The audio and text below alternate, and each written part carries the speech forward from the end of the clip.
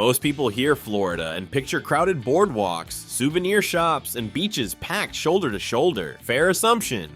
But Florida has been hiding something. Tucked along its coastline are beaches so clear, so white, and so ridiculously beautiful that people step onto the sand and immediately start questioning whether they actually need a passport. Here are 10 of them.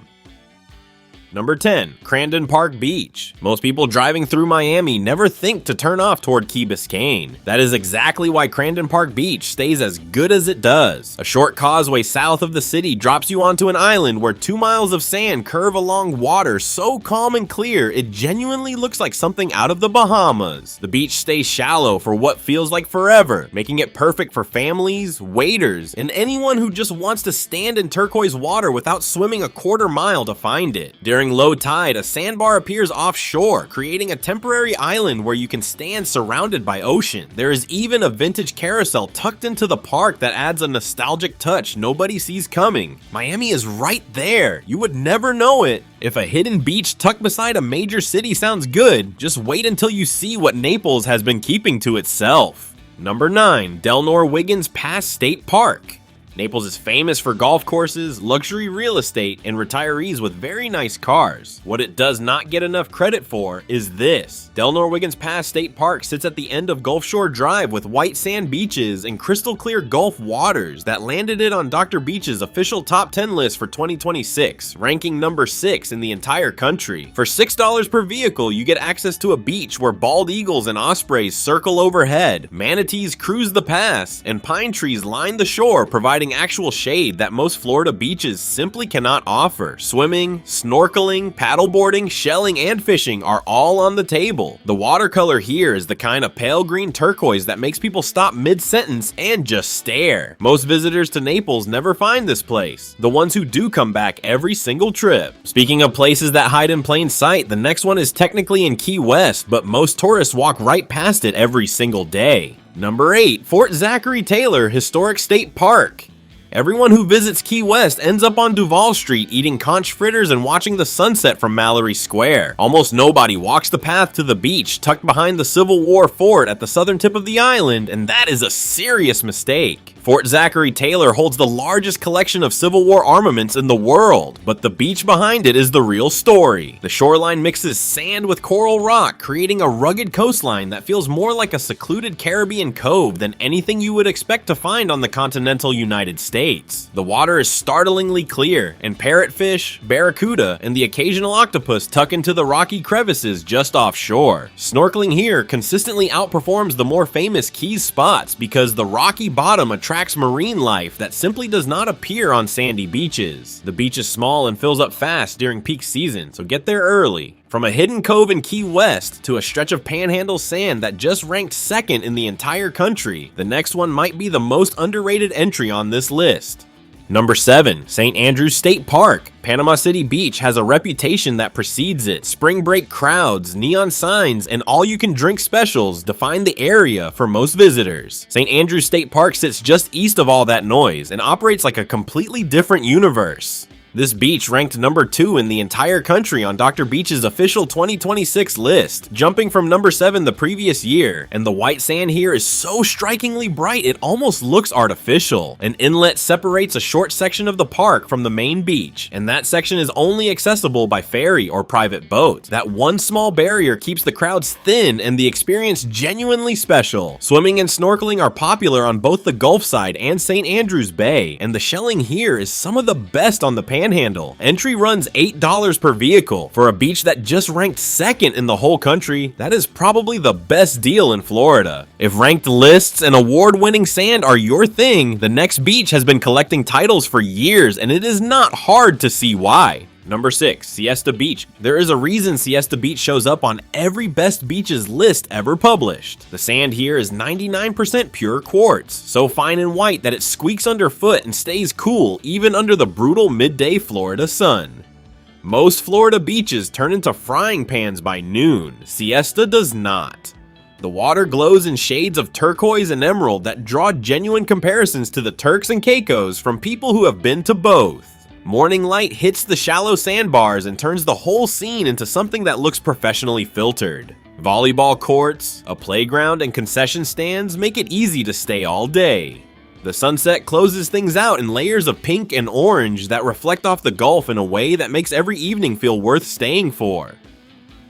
One of the genuinely great beaches on Earth. If Siesta is the famous overachiever of this list, the next island is its quieter, golf cart riding, no high-rise having neighbor that most people completely overlook.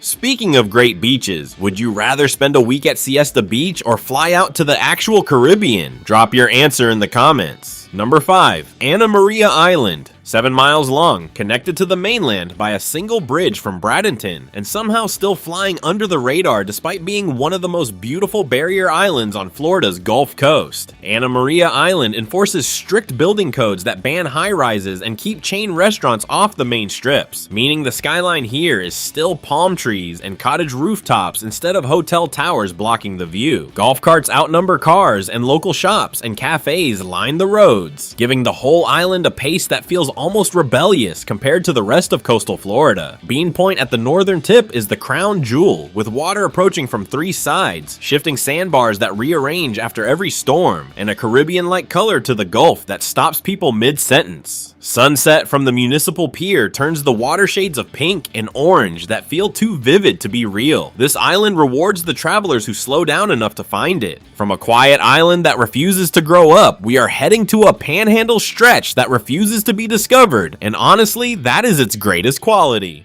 Number 4. Navarre Beach. Sandwiched between Destin and Pensacola Beach, 2 of the most visited stretches of the Florida Panhandle, Navarre somehow stays quiet, uncrowded, and almost entirely free of the commercial development that swallowed its neighbors on both sides. No high-rises, no strip malls pressing up against the dunes, just mile after mile of sugar white sand and that signature Panhandle emerald water that shifts from pale green near shore to deep turquoise further out in layers of color that look almost painted. The sand squeaks underfoot from the high quartz content that keeps it blindingly white even in direct sun. The fishing pier stretches 1,545 feet into the Gulf, and the water below is clear enough to watch rays and small sharks cruising beneath the planks in real time. This is the kind of beach people stumble onto by accident and immediately start canceling their plans down the road. If the Panhandle is on your list, Navarre belongs at the top of it. If Navarre is the Panhandle's best kept secret, the next beach is the Gulf Coast's best kept secret, and getting there requires a boat ride that is absolutely worth the effort.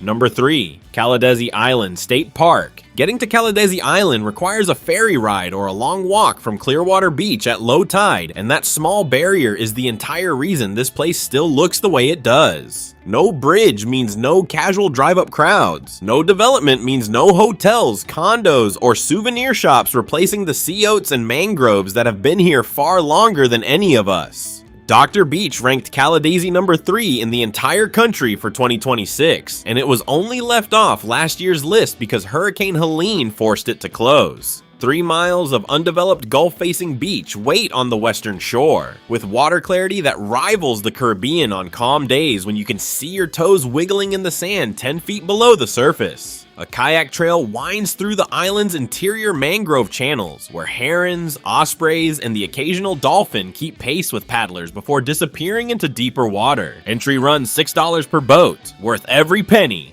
From an island you reach by ferry to a park you can only reach by ferry or seaplane. The next 2 entries are in a league of their own. Number 2. Bahia Honda State Park. Tucked between mile markers on the overseas highway in the Florida Keys, Bahia Honda sits where the Gulf of Mexico and the Atlantic Ocean meet in a swirl of blue that changes shade with every passing cloud. This is the beach that makes people stop mid-conversation and just stare. Sandspur Beach curves along the southern shore with water so clear you can count fish from a beach towel, framed by an old railroad bridge that turns every photo into a postcard. The offshore reef delivers snorkeling that rivals anything in the actual islands, with parrotfish, angelfish, and nurse sharks cruising the turtlegrass beds in water that belongs on a Caribbean travel brochure. Kayak and paddleboard rentals are available for exploring the mangrove channels winding through the backcountry. The watercolor, the wildlife, and the old bridge silhouette at sunset add up to something that feels genuinely impossible for the continental United States. And now for the one that makes everything else on this list feel slightly ordinary by comparison. If you are ready to see it for yourself, I have linked the best current flight and hotel deals in the description below to help you book for less. Number 1. Dry Tortugas National Park. 70 miles west of Key West, accessible only by ferry or seaplane. Dry Tortugas floats in the Gulf like a place that simply forgot it belongs to the same country as strip malls and highway rest stops. The water here glows in colors so vivid that first-time visitors genuinely question whether the photos are edited. They are not. Visibility underwater regularly exceeds 100 feet, the kind of clarity that makes snorkeling feel less like swimming and more like floating through a live aquarium.